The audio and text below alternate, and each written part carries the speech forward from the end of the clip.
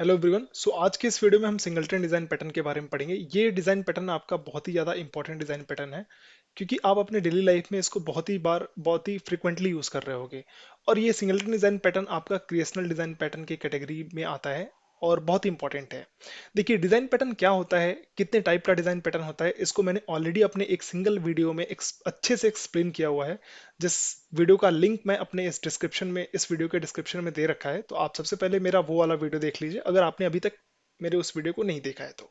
ठीक है, आपको बहुत अच्छे से क्लियर हो जाएगा डिजाइन पैटर्न क्या है, कितने टाइप के डिजाइन पैटर्न होते हैं, डिजाइन पैटर्न की जरूरत क्या पड़ी, और इसका यूज कहाँ कहाँ होता है वगैरह एवरीथिंग। राइट।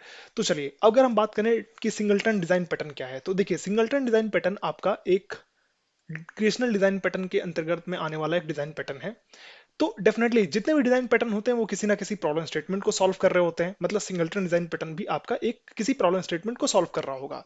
तो डेफिनेटली सही बात है। सिंगलटन डिजाइन पैटर्न क्या करता है, ये सिंगलटन डिजाइन पैटर्न उस जगह पे आप यूज करते हो जहां पे आपकी कुछ ऐसी रिक्वायरमेंट है कि आपके पास एक क्लास है ए नाम का, और आप चाहते हो कि आप अपने एप्लीकेशन में इस क्लास का केवल और केवल एक ही ऑब्जेक्ट क्रिएट करो। मतलब आप ये चाहते हो कि कोई भी क्लाइंट इस ऑब्जेक्ट का मल्टीपल इंस्टेंस क्रिएट ना कर पाए, केवल और केवल एक ही ऑब्जेक्ट क्रिएट कर पाए। तो वैसे केसेस में उस जगह पे आप सिंगलटन डिजाइन पैटर्न आप यूज करते हो। राइट। तो ये आपका एक सोल्यूशन है, जो कि आपका कहाँ पे लगता है, जहां पे आप चाहते हो कि आप अपने क्लास का एक ही ऑब्जेक्ट क्रिएट करना चाहते हो। इतना क्लियर हुआ? ठीक है।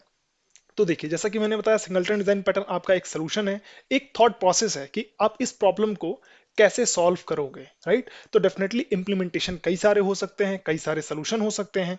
तो उसमें मैंने अपने इस वीडियो में बहुत सारे सोल्यूशन को डिस्कस किया हुआ है, बहुत सारे इंप्लीमेंटेशन को डिस्कस किया हुआ है। ये जितने भी इंप्लीमेंटेशन है वो आपके वेल नोन इंप्लीमेंटेशन है, मतलब जो ऑलरेडी लोगों ने कर रखे हैं। आपको इस इंप्लीमेंटेशन को क्या करना है, यूज करना है, अपने अपने सॉफ्टवेयर में, अपने एप्लीकेशन में लेवरेज करना है। राइट। बट ऐसा नहीं है कि इतने ही इंप्लीमेंटेशन है। आप चाहो, आपको अगर दिमाग में कोई और इंप्लीमेंटेशन आ रहा है, तो वो भी आपका सिंगलटन डिजाइन पैटर्न का एक इंप्लीमेंटेशन बन सकता है। बट जो इस वीडियो में मैंने डिस्कस किया हुआ है वो बहुत ही फेमस और वेल नोन सोल्यूशन डिस्कस किया हुआ है। ठीक है। तो सबसे पहला जो आपका इंप्लीमेंटेशन है, which is called eager installation implementation. तो जैसे नाम से ही समझ में आ रहा है, ईगर मतलब कहीं ना कहीं हम एडवांस में ऑब्जेक्ट को बना करके रखने की बात कर रहे हैं। ईगर मतलब हम क्या करेंगे, एडवांस में ही सारा काम कर लेंगे। राइट। तो इस मेथड में हम क्या करते हैं, बेसिकली हम ये रिस्पॉन्सिबिलिटी जेवीएम को देते हैं कि यार, एक काम करो, जो ऑब्जेक्ट बनाना है वो आप ही बना लो, जेवीएम ही बना ले। जब जेवीएम क्लास को लोड करता है उसी टाइम पे जेवीएम क्या कर ले, मेरे उस पर्टिकुलर क्लास का एक ऑब्जेक्ट बना करके रख ले। और जहां जहां जिस जिस क्लाइंट को जरूरत पड़ेगी, मैं एक मेथड को एक्सपोज करूंगा, पब्लिक मेथड को। उस पब्लिक मेथड को मेरे क्लाइंट्स कॉल करेंगे, और मैं जो भी ऑब्जेक्ट मेरा जीवीएम क्रिएट किया होगा, सिंगल ऑब्जेक्ट, वही ऑब्जेक्ट का रेफरेंस वेरिएबल मैं हमेशा क्या करता रहूंगा, क्लाइंट को देता जाऊंगा। तो देखिए, अब आप जरा सोचिए कि लेट सपोज मेरे पास ये एक क्लास है। इस क्लास का मुझे सिंगलटन मतलब एक ही ऑब्जेक्ट बनाना है, ऐसा मुझे मेक श्योर करना है। तो डेफिनेटली आप बोलोगे कि जो भी ऑब्जेक्ट बनेगा वो कैसे बनेगा, न्यू कीवर्ड से बनेगा। तो जो भी आपका कंस्ट्रक्टर होगा इस क्लास के लिए, उसको सबसे पहले मैं प्राइवेट करना चाहूंगा। क्यों प्राइवेट करना चाहूंगा? क्योंकि मैं चाहता हूं कि क्लाइंट को मैं ये ऑप्शन ना दूं कि क्लाइंट मेरा डायरेक्टली ऑब्जेक्ट क्रिएट कर पाए। तो उसको ब्लॉक करने के लिए मुझे अपने कंस्ट्रक्टर को प्राइवेट बनाना पड़ेगा। तो वो मैंने कर दिया। जैसे ही मैं अपने कंस्ट्रक्टर को प्राइवेट बनाऊंगा, मतलब कोई भी क्लाइंट मेरे इस क्लास का ऑब्जेक्ट डायरेक्टली नहीं बना सकता। राइट। तो उस वो ऑब्जेक्ट कौन बनाएगा, वो डायरेक्टली जाओ बनाएगा। उसके लिए मैंने यहाँ पे एक स्टेटमेंट लिखा। ये स्टेटमेंट मैंने क्या लिखा है, तो मैंने एक रेफरेंस वेरिएबल बनाया जो कि आपका स्टैटिक टाइप का है। स्टैटिक मतलब क्लास टाइप का रेफरेंस वेरिएबल है। इंस्टेंस नाम का एक रेफरेंस वेरिएबल बनाया।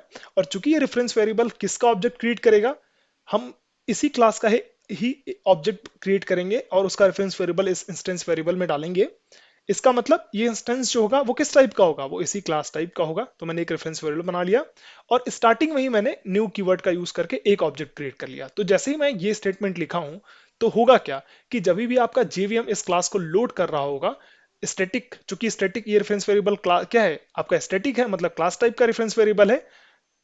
तो होगा क्या कि आपका जेवीएम जैसे ही लोड करेगा, एक ऑब्जेक्ट बनाएगा मेमोरी के अंदर में। लेट सपोज उसका एड्रेस फॉर एग्जांपल 100 है। ये 100 जो एड्रेस है वो इंस्टेंस वेरिएबल में ऐसे असाइन कर देगा। राइट। अब क्या करूंगा, अब मैं क्या करूंगा, ये जो इंस्टेंस वेरिएबल है वो अभी अगेन मैंने प्राइवेट बनाया है। प्राइवेट मैंने इसलिए बनाया है ताकि प्राइवेट बनाया और फाइनल बनाया। वैसे फाइनल बनाने की जरूरत नहीं थी, बट मैंने फाइनल भी बना लिया है। ये इंस्टेंस वेरिएबल कोई भी क्लाइंट इसको चेंज नहीं कर सकता। क्यों? क्योंकि मैंने प्राइवेट बना लिया, मतलब डायरेक्टली कोई इस रेफरेंस वेरिएबल को क्या एक्सेस ही नहीं कर सकता, राइट? तो चेंज तो कैसे ही करेगा। अब जिस भी बंदे को, जिस भी क्लाइंट को इस क्लास का ऑब्जेक्ट चाहिए, वो मेरे इस पब्लिक मेथड को कॉल करेगा, गेट इंस्टेंस, जो मैंने क्लाइंट के लिए एक मेथड एक्सपोज किया है। ये मेथड की रिस्पॉन्सिबिलिटी बस इतनी है कि जो भी ऑब्जेक्ट मैंने क्रिएट किया हुआ है उसका, वो ऑब्जेक्ट का रेफरेंस वेरिएबल ही रिटर्न कर देगा, राइट? तो ये आपका क्लाइंट मेरा इस तरीके से मेरे ऑब्जेक्ट को कॉल करेगा, मेरे मेथड को कॉल करेगा और उसको ऑब्जेक्ट मिल जाएगा, और जो भी वो काम करना चाहेगा वो उस ऑब्जेक्ट का यूज करके वो करेगा, राइट? तो होगा क्या कि थ्रू आउट द एप्लीकेशन, ये जो मेरा जावा ने ये ऑब्जेक्ट क्रिएट किया है, यही ऑब्जेक्ट क्या होगा, शेयर्ड होगा हर एक जो भी क्लाइंट होगा उसके साथ में, राइट? बार बार ये ऑब्जेक्ट नहीं क्रिएट होगा। अब आप बोलोगे कि यार ठीक है, सिंगल थ्रेडेड में तो ठीक है, मल्टी थ्रेडेड में क्या होगा? तो देखिए, चूंकि ये काम क्या कर रहा है, जेवीएम कर रहा है, जेवीएम इसको लोड कर रहा है, राइट? जब आपका क्लास ये लोड होगा जेवीएम के अंदर में, तो जेवीएम ये मेक श्योर करेगा कि ये मल्टी थ्रेडेड इन्वायरमेंट को भी सपोर्ट करेगा, राइट? मतलब कोई ऐसा रेस कंडीशन नहीं क्रिएट होगा जहां पे मल्टीपल इंस्टेंस क्रिएट हो सकते हो, राइट?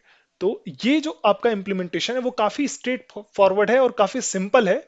मतलब ये जो आपका इम्प्लीमेंटेशन है वो, एक तो पहली बात थ्रेड सेफ इम्प्लीमेंटेशन है। क्यों थ्रेड सेफ इम्प्लीमेंटेशन है? क्योंकि लोडिंग टाइम पे ही जेवीएम आपका क्या कर दे रहा है, इंस्टेंस क्रिएट कर दे रहा है, और जेवीएम खुद ही रिस्पॉन्सिबिलिटी ले रहा है कि भाई मैं एक ही ऑब्जेक्ट क्रिएट करूंगा, राइट? इसलिए थ्रेड सेफ्टी के नाम पे ये इम्प्लीमेंटेशन अच्छा है। बट इस इम्प्लीमेंटेशन में एक ही प्रॉब्लम है कि अगर for example through out the application अगर मैं इस इंस्टेंस को, इस रिसोर्स को अगर यूज नहीं करता हूं, तो ये मेरे लिए वेस्टेज है, राइट? क्यों वेस्टेज है? क्योंकि मैंने स्टार्टिंग में ही ईगर इनिशियलाइजेशन है, राइट? मतलब मैंने एडवांस में ऑब्जेक्ट को क्रिएट तो कर लिया है, बट उसको, उसकी जरूरत पड़ रही है कि नहीं पड़ रही है, आई डोंट केयर, राइट? तो कहीं ना कहीं अगर मेरे एप्लीकेशन में इस इंस्टेंस वेरिएबल को, इस रिसोर्स को अगर मैं यूज नहीं कर रहा हूं, तो ये मेरे लिए वेस्टेज है, राइट? तो ये आपका ड्रॉबैक है इस इंप्लीमेंटेशन का, राइट? और ये ड्रॉबैक क्यों है? क्योंकि मैंने एडवांस में ऑब्जेक्ट को क्रिएट किया है, राइट? इस प्रॉब्लम को दूर करने के लिए अब हम चलते हैं अपने नेक्स्ट इंप्लीमेंटेशन पे, विच is called lazy implementation. Lazy मतलब ऑन डिमांड पे जब भी मुझे जरूरत पड़ेगी मैं उसका, अपने क्लास का ऑब्जेक्ट बनाऊंगा, राइट? Lazy implementation. चलिए, तो अब सेकंड इंप्लीमेंटेशन पे चलते हैं। तो सेकंड इंप्लीमेंटेशन क्या बोलता है? अगेन सेम काम करेगा, ये मेरे कंस्ट्रक्टर को प्राइवेट बनाएगा ताकि कोई भी क्लाइंट डायरेक्टली ऑब्जेक्ट ना बना पाए, और मैंने सेम एक रेफरेंस वेरिएबल बना दिया है। अब ये रेफरेंस वेरिएबल मैं स्टार्टिंग में इनिशियलाइज नहीं कर रहा हूं, एक मैं क्लाइंट को एक एक मेथड का सपोर्ट प्रोवाइड करा रहा हूं, एक मेथड एक्सपोज कर रहा हूं गेट इंस्टेंस करके। जिस भी क्लाइंट को मेरे इस क्लास का ऑब्जेक्ट चाहिए, वो मेरे इस गेट इंस्टेंस मेथड को कॉल करेगा, उसको ऑब्जेक्ट मिलेगा। इस गेट इंस्टेंस मेथड के अंदर मैंने लॉजिक लिखा है। क्या लिखा है? कि अगर मेरा इंस्टेंस नल है तो मुझे ऑब्जेक्ट क्रिएट करना है, अगर नल नहीं है तो मुझे जो भी इंस्टेंस में है रेफरेंस वेरिएबल स्टोर है वही मुझे रिटर्न कर देना है, राइट? तो ऐसे केसेस में क्या होगा? फॉर एग्जाम्पल, पहली बार कोई थ्रेड T1 था जो मेरे इस गेट इंस्टेंस मेथड को कॉल किया, कोई क्लाइंट था जो मेरे इस गेट इंस्टेंस मेथड को कॉल किया।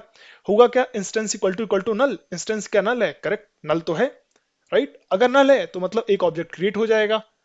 एक ऑब्जेक्ट क्रिएट हो गया, लेट सपोज उसका एड्रेस 100 है, और वो इंस्टेंस वेरिएबल के अंदर में इनिशियलाइज हो गया। ठीक है, बढ़िया है। और आपका क्या होगा? वही 100 जो रेफरेंस वेरिएबल है वो रिटर्न हो जाएगा मेरे क्लाइंट को, कोई दिक्कत नहीं है। Let suppose second time again मेरा क्लाइंट अगर गेट इंस्टेंस मेथड कॉल करेगा, फिर ये क्या करेगा? चेक करेगा क्या इंस्टेंस इक्वल टू नल है। अब तो नहीं है ना, इंस्टेंस में तो 100 आ गया। तो जब इंस्टेंस में 100 आ गया तो ये क्रिएट फिर से नहीं करेगा, ये डायरेक्टली इंस्टेंस को रिटर्न कर देगा, मतलब 100 रिटर्न कर देगा। जो भी ऑब्जेक्ट एक बार क्रिएट हो चुका है, अब नेक्स्ट टाइम जो दूसरा क्लाइंट ने कॉल किया है वो इसी वाले ऑब्जेक्ट के ऊपर काम करेगा, इसी वाले ऑब्जेक्ट को यूज करेगा, राइट? इस तरीके से हम मेक श्योर तो कर ले रहे हैं कि ठीक है एक ही ऑब्जेक्ट बनेगा, बट चूंकि हमने ये जो पीस ऑफ कोड लिखा है, राइट, वो ऐसा भी हो सकता है कि हमारा एप्लीकेशन मल्टी थ्रेडेड एप्लीकेशन हो, तो उस केस में ये प्रॉब्लम क्रिएट कर सकता है। देखिए, ये जो आपका इंप्लीमेंटेशन है वो सिंगल थ्रेडेड में अगर चल रहा है तो कोई दिक्कत नहीं है, बट अगर आप मल्टी थ्रेडेड इन्वायरमेंट में ये आप इंप्लीमेंटेशन अगर आप यूज कर रहे हो तो प्रॉब्लम है। आप, ऐसा हो सकता है कि किसी किसी केस में मल्टीपल इंस्टेंस भी क्रिएट हो सकते हैं। फॉर एग्जाम्पल, T1 है आपका और दो थ्रेड है T1 एंड T2। T1 क्या किया? अगेन गेट इंस्टेंस मेथड को कॉल किया, सिमिलरली T2 ने भी गेट इंस्टेंस मेथड को कॉल किया। At the same time let suppose instance equal to null, T1 ने चेक किया क्या इंस्टेंस आपका नल है? तो ये नल है, तो मतलब क्या करेगा, T1 आपका एंटर कर जाएगा अंदर ग्रिड, इसमें इस इफ ब्लॉक के अंदर में। एट द सेम टाइम अगर कुछ लेट सपोज कॉन्टेक्ट स्विचिंग हुई, T2 आया, T2 भी चेक किया क्या instance equal to null, instance null है, करेक्ट नल है, तो T2 भी क्या करेगा, T2 भी आपका इसके अंदर में आ जाएगा। और उस टाइम पे क्या होगा, आपने इंस्टेंस क्रिएट किया, जैसे ही आप T1 आपका स्टार्ट करेगा नेक्स्ट लाइन को एग्जीक्यूट करना, T1 ने एक ऑब्जेक्ट क्रिएट किया लेट सपोज 100, और इसका इंस्टेंस में आपने रेफरेंस वेरिएबल ऐसे असाइन कर दिया ऐसे 100, राइट। अगेन T2 जब आएगा, T2 ने ऑलरेडी ये कंडीशन चेक कर रखी थी, T2 ने भी एक ऑब्जेक्ट क्रिएट कर लिया लेट सपोज 200, और ये इंस्टेंस वेरिएबल में ये अपडेट कर देगा, राइट। तो देखिए इस कंडीशन में क्या हुआ, T1 T2 दोनों मिल करके एक एक इंस्टेंस क्रिएट कर लिया, राइट। कहने का मतलब सिंगलटन अब ये रहा नहीं, ये इंप्लीमेंटेशन अब ये मेक श्योर नहीं कर रहा है कि हमेशा इस क्लास का एक ही ऑब्जेक्ट क्रिएट होगा, मोर देन वन ऑब्जेक्ट नहीं क्रिएट होंगे, राइट। तो ये एक प्रॉब्लम है इस अप्रोच की। अब चलिए, ये जो प्रॉब्लम है वो क्या है, so this implementation is not thread safe, thread safety नहीं है, right. But if multiple thread call gate instance simultaneously when instance is null, it is possible to create multiple instances. To overcome this problem we are going with lazy thread safe implementation, right। तो इस approach में क्या problem थी वो सबको समझ में आ गई। ये मल्टी थ्रेडेड इन्वायरमेंट में ये कुछ क्या कर सकता है, मल्टीपल इंस्टेंस भी क्रिएट कर सकता है सम केसेस में, ठीक है। तो इस प्रॉब्लम को दूर करने के लिए अब हम नेक्स्ट इंप्लीमेंटेशन पे चलते हैं, which is called thread safe lazy initialization, lazy singleton implementation. तो अब इस अप्रोच में क्या होता है, कुछ नहीं होता है, सेम पीस ऑफ कोड है। हमने क्या कर दिया, जो भी गेट इंस्टेंस मेथड था उसको हमने सिंक्रोनाइज कर दिया। जैसे ही सिंक्रोनाइज करूंगा मैं, होगा क्या कि जितने भी थ्रेड्स होंगे, लेट सपोज T1 थ्रेड था, राइट। T1 थ्रेड सबसे पहले एंट्री मारेगा तो वो लॉक लगा देगा, राइट। जैसे ही लॉक लगाएगा मतलब ठीक है, instance equal to null, definitely null तो है। अब इंस्टेंस इक्वल टू न्यू, ये क्या कर दिया, एक ऑब्जेक्ट क्रिएट कर दिया, तो एक ऑब्जेक्ट T1 क्रिएट कर देगा, इसका रेफरेंस वेरिएबल यहाँ पे असाइन कर देगा। बट लेट सपोज अगर let suppose instance equal to null था T1 के लिए, और उस टाइम पे कॉन्टेक्ट स्विचिंग हो जाती है और T2 थ्रेड आता है, T2 थ्रेड आता है, क्या वो एंटर कर पाएगा इस ब्लॉक के अंदर में, इस मेथड के अंदर में एंटर कर पाएगा, नहीं कर पाएगा, क्यों, क्योंकि ये मेथड क्या है आपका सिंक्रोनाइज मेथड है, मतलब इस पे लॉक ऑलरेडी लगा लगा के T1 ने रखा हुआ है। तो जब तक T1 अनलॉक नहीं करेगा T2 एंटर नहीं कर पाएगा, और चूंकि T2 एंटर नहीं कर पाएगा मतलब मल्टीपल इंस्टेंस क्रिएट नहीं होंगे, ठीक है।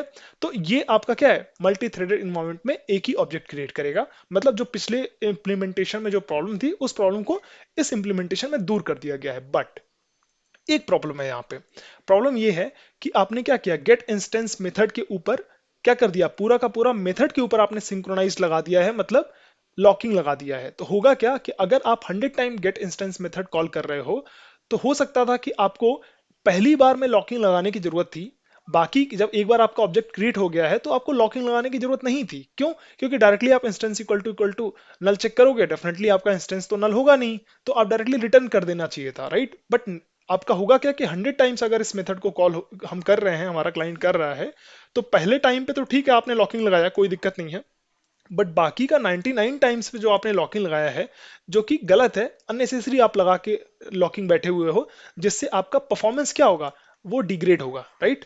तो ये एक प्रॉब्लम है इस इंप्लीमेंटेशन में।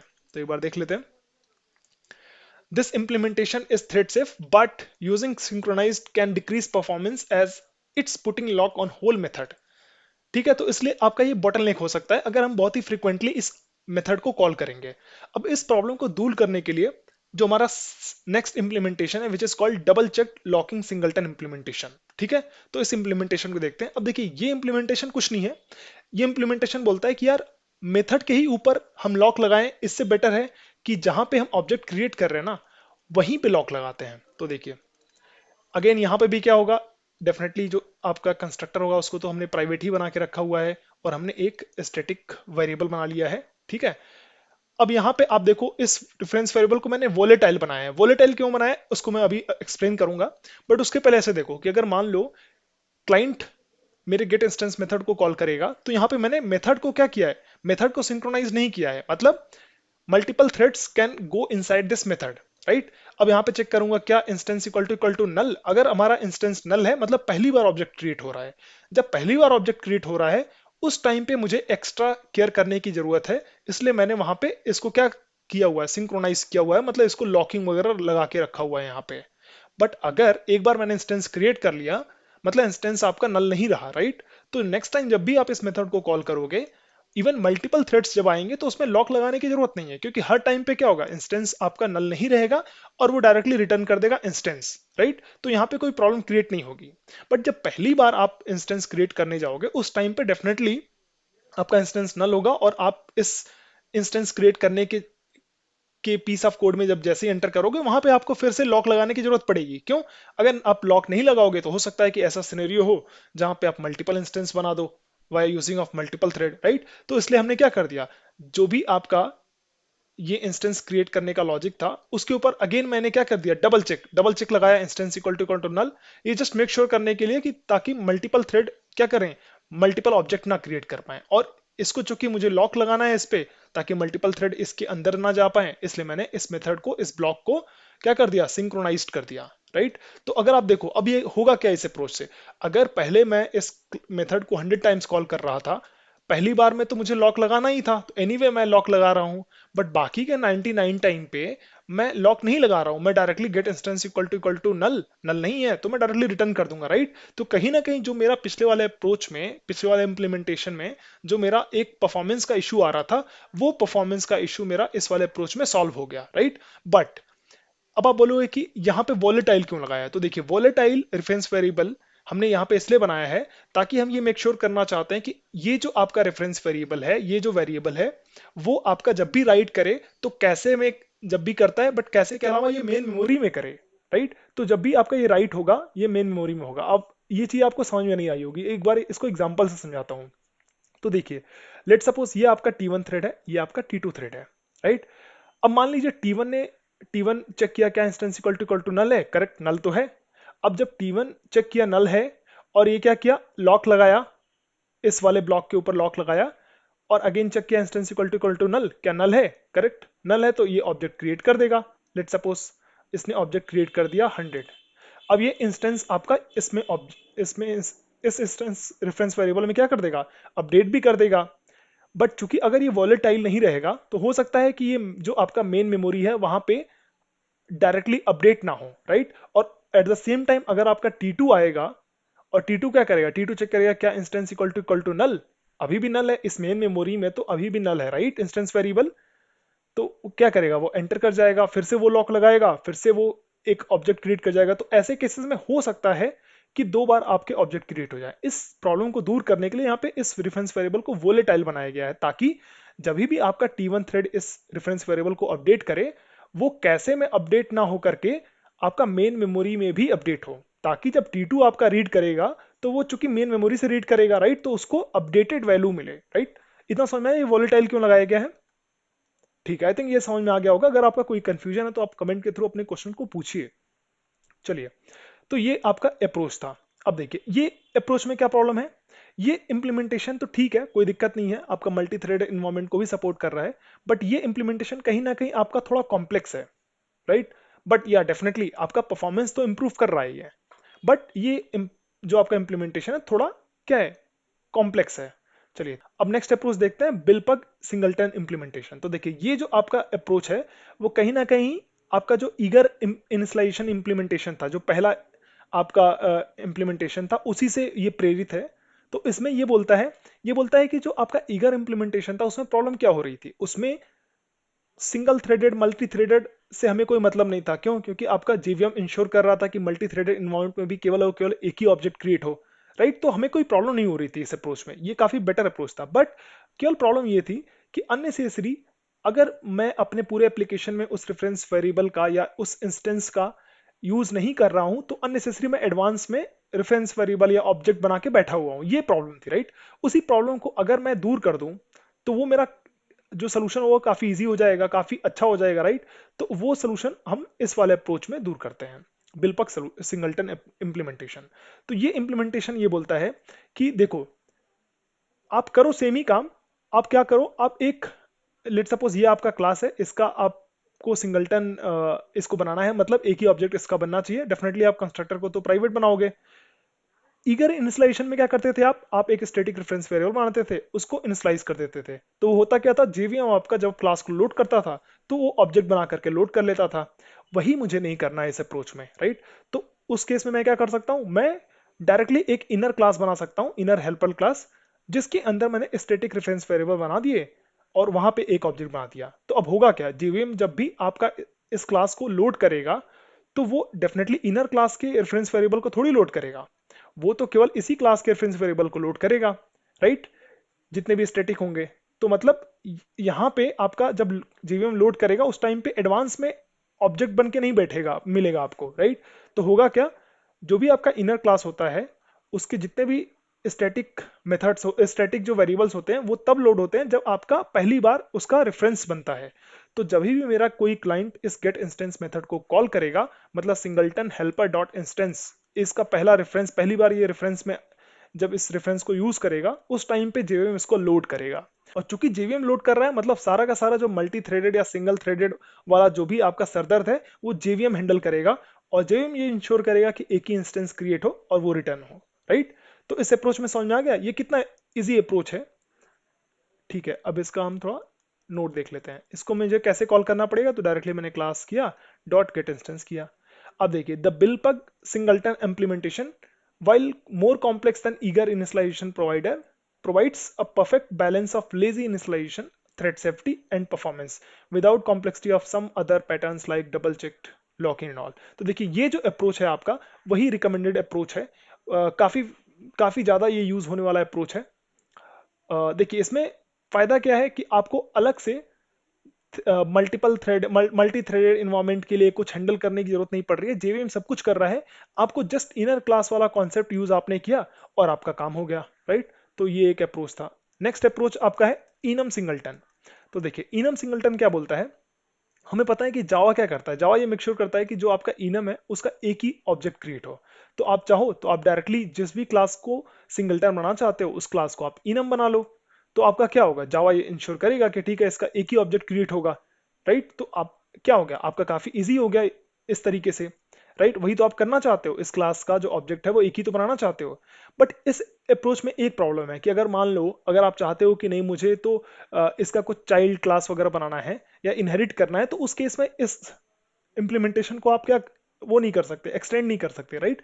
तो इसलिए इनम सिंगलटन ज्यादा यूज नहीं होता है, बट मेजरली अगर हम बात करें तो ये जो बिलपग इम्प्लीमेंटेशन है वो काफी फ्रिक्वेंटली यूज होता है। ठीक है, वैसे अगर आपका सिंगल थ्रेडेड एप्लीकेशन है तो आप चाहो तो डायरेक्टली आपका लेजी इनिशियलाइजेशन भी यूज कर सकते हो, राइट। तो आपको समझ में आ गया होगा। अगर आपका कोई कंफ्यूजन है तो आप अपने क्वेश्चन को कमेंट के थ्रू पूछिए, और अगर आपको मेरा ये वीडियो अच्छा लगा हो तो आप मेरे वीडियो को लाइक कीजिए, मेरे चैनल को सब्सक्राइब कीजिए और अपने दोस्तों के साथ में मेरे इस वीडियो को शेयर कीजिए।